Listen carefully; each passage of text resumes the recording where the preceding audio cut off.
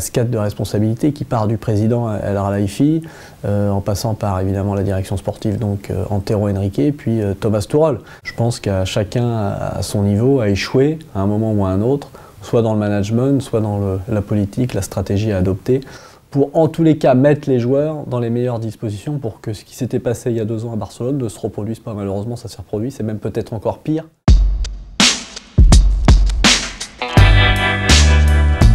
Sur Nasser, c'est très difficile d'avoir une vision s'approchant au plus près de la réalité, notamment parce qu'il faudrait avoir l'écho de l'émir. Moi, j'ai du mal à imaginer qu'il soit sanctionné ou qu'il soit viré par son supérieur, qui est l'émir, après cet échec. Je peux me tromper, mais je pense que Nasser reste la figure représentative du Qatar au Paris Saint-Germain.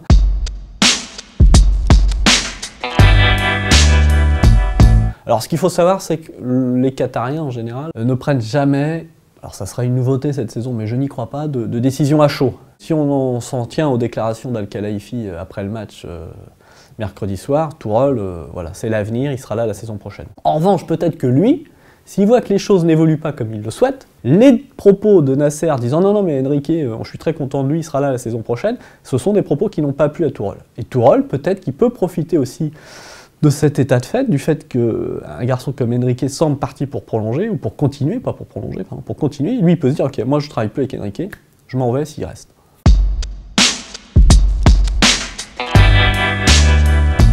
Moi je pense qu'aujourd'hui, en l'état, celui qui semble la plus mauvaise posture, le plus en difficulté, ou dont l'avenir semble le plus menacé, c'est Henrique. Entre Tuchel, avec qui il s'entend pas trop,